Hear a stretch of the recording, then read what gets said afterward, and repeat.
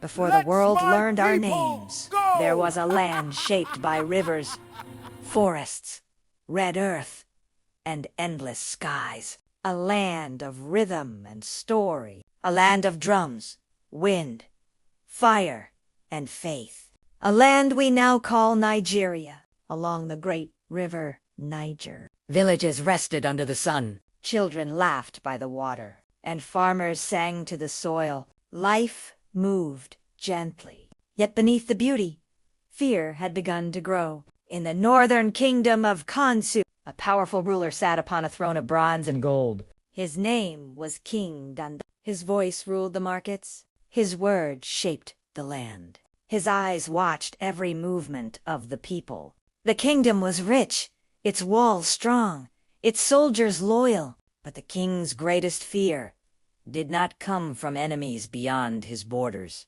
It came from within.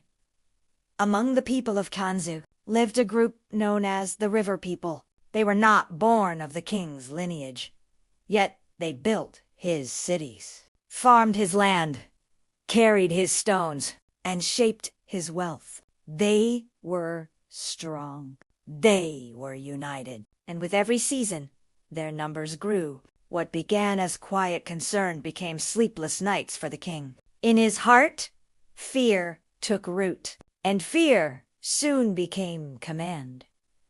One night, beneath torchlight and carved pillars, the king called his elders. His voice was cold, steady, without mercy. He spoke of loyalty, of control, of survival, and then he gave a decree that would echo through every village and riverbank. From that day forward, every male child born among the river people was to be taken away. No argument, no exception. The hall fell silent. Even the flames seemed to bow in fear. The decree spread quickly, from palace to market, from forest path to riverside huts. Mothers clutched their children closer. Fathers whispered prayers into the night. Hope hid behind closed doors, and fear became the shadow that followed every heartbeat. In a humble hut near the river Niger, a woman named Abeni gave birth to a son. Outside, rain whispered against the earth. Inside Shinguru Rantan lit the room with trembling warmth. When Abeni looked into her child's eyes, she did not see danger. She did not see weakness. She saw purpose. She saw a future the king could not erase. For 3 months, she hid him. She wrapped him in cloth. She softened his cries. She prayed over every breath he took. But soldiers moved closer. The world outside her door grew louder, and Abeni knew that love alone could not shield her child from the darkness of the king's command. Before dawn, she did what no mother should ever have to do. With careful hands, she wove a basket from palm leaves, sealing it with resin and lining it with soft cloth. She held her son close, pressing her forehead to his. Tears fell silently onto his skin. She whispered a prayer into the quiet, a prayer not of surrender, but of faith. And then, with trembling hands and a breaking heart, she placed the basket into the flowing waters of the river Niger. The river carried her child away not into death, but into destiny. Downriver, the king's daughter, Princess Zainabu, had come to the water with her attendants. The morning light danced on the surface of the river. Laughter floated in the air. Then a servant noticed something drifting toward the shore. A basket, moving gently with the current. They pulled it from the water. Inside was a crying child.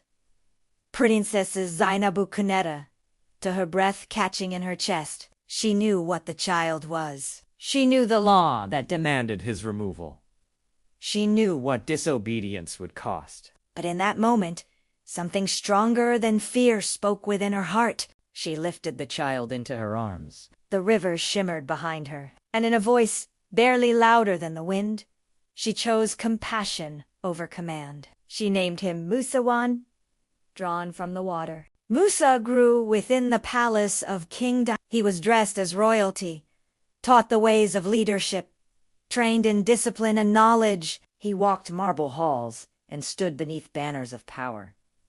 But in his heart, something never settled. When he looked at the river, it seemed to call his name. When he heard the voices of the people, something within him stirred. One day, Musa wandered beyond the palace walls. There, he saw the river people at work, faces tired, bodies heavy with labor, eyes carrying stories of endurance. He saw himself in them. Not in their struggle, but in their spirit. Something inside him shifted. Then he saw one of them being treated harshly. The air felt heavy.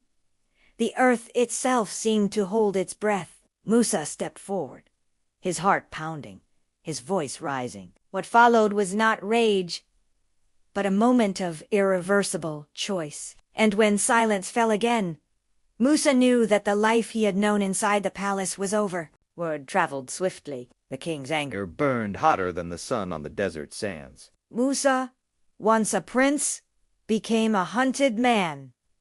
By night, he fled through forests, across hidden paths, beneath open skies. The palace behind him faded into memory. The future ahead of him was unknown. He reached the desert borderlands where no crown ruled, only survival and silence. In a small settlement called Medina, Musa defended strangers from danger, and in return was offered shelter. He became a shepherd, guiding flocks beneath wide skies, learning patience from the land and humility from the wind. Years passed. The fire of the palace faded, but destiny never forgot his name. One night, high upon a mountain ridge, Musa saw something that stopped him in his tracks. A tree stood before him, wrapped in fire, yet untouched by flame. The wind stilled. The world grew quiet. Musa stepped closer. And then a voice spoke his name. Not in thunder, but in power. It called him. It knew him. It reminded him of who he was before fear, before exile, before the river carried him away. The voice spoke of suffering, of chains, of a people crying out, and then it gave him a purpose greater than his past. Musa fell to his knees. He spoke of doubt, of weakness, of being only a shepherd. But the voice answered with something stronger than command. I will be with you. When the fire faded, Musa rose. No longer running from who he was, he turned back toward the land he had fled. He stood once more in the palace of King Don, not in royal robes, not with guards behind him, but with the quiet authority of one who walks with purpose. He looked into the king's eyes and spoke words that shook the air. Let my people go. The king laughed. Thrones do not Bow easily. Power does not surrender without a fight. What followed were signs that moved through the land like whispers of the divine. The river changed. The skies darkened. The earth answered in ways no command could control. Each time, Musa returned with the same message. Each time, the king refused. Pride closed his ears. Fear hardened his heart. Until the night when sorrow walked through the kingdom. By dawn, silence filled the palace halls, and the king, broken by what power could not stop, sent word at last. The river people were free. As the sun rose, they walked out of Kansu, not as servants, not as captives, but as a people reborn. Families carried their lives on their backs. Children held their parents' hands. Musa walked at the front not as a prince, but as a guide. But pride is a dangerous thing, and before the dust of their footsteps could settle, the king changed his heart. He sent his forces after them. Chariots thundered across the land. The sound of pursuit grew closer with every step. The people reached the banks of the river Niger. Before them deep water, behind them approaching danger. Fear spread like fire through dry grass. Voices rose in panic. Doubt shook their faith. Musa stepped forward. He lifted his staff. The wind answered. The waters moved. Before their eyes, the river opened. Walls of water stood like giants on either side. A path formed through the depths. The people crossed, their footsteps echoing against the miracle beneath their feet.